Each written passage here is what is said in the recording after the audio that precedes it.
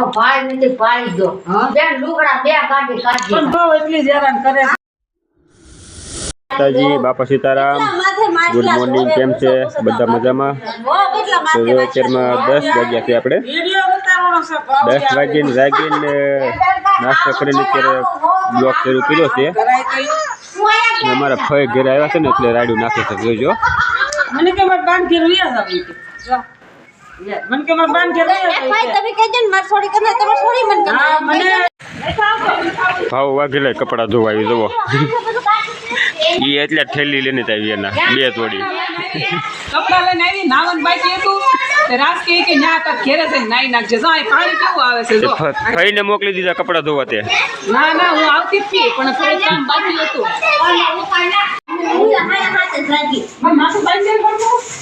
અમારે છે ને મારા બા અને મારા ફઈ ભેગા થાય ને એટલે વાતું એને ખૂટે નહીં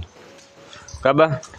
વાતો હું ખોટો બેસે પણ જે આવે માં ઘરે આમ તો એકાત્રા જમવાનું તો એકાત્રા આવે એટલે આની વાતો એટલી હોય ને તે આખો દી કરે ને તોય ખૂટે એમ જ નથી બે એમની ભાભી અને દાંત બે એટલા કાઢે ને વાત જ પૂછું મને ચમકાના ઠેકાણા ક્યાં હોય માને ભાઈઓને ઘેરે હોય હું ક્યાં જાઉં તો મારે કોઠાને કરવા હું તમારે ઘેર આવું સાચી વાત તો માર ઠેકાણે કાંઈ પડું તમે જરા કહેજો તમારું વહુનું કેમ છે બહુ હાર્યું છે વહુ અમાર્યું એ બહુ હાર્યું મોટી તો હાવ બિચારી ભોળી અને નાની અમદાવાદ વાળી છે ને તો બપોરના 1 વાગી ગયા છે અને બધા જમવા બેસી જશે હવે મારા ફઈને જમવાનું અહીંયા રાખ્યું અત્યારે હાલો તો જમી લેવી આવી જાવ જમવા બધા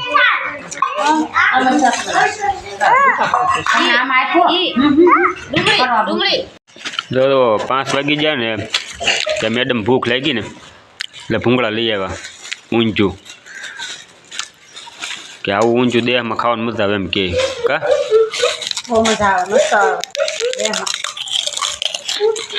સુરત યાદ મળે બધે મસાલો તો હરખો જ આવે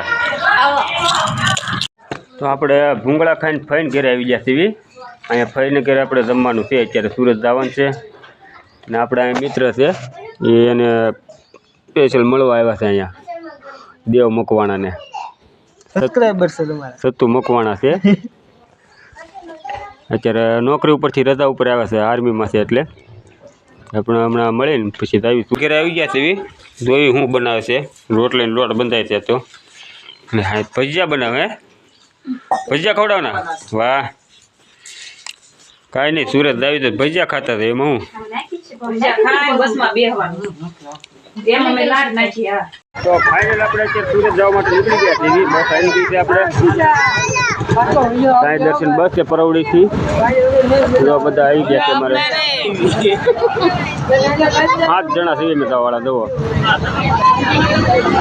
આ બધા અત્યારે અમને મૂકવા આવ્યા છે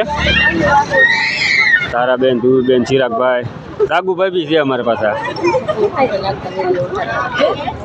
હા મને કાંઈક કેવા આવે અત્યારે અંધારામાં સારું હાલો તો છે ને આ બ્લોગ આપણે અહીંયા પૂરો કરવી છીએ બ્લોગ કેવો લાગ્યો કહેજો લાઈક કરજો શેર કરજો સબસ્ક્રાઈબ કરજો અને ભૂલતા નહીં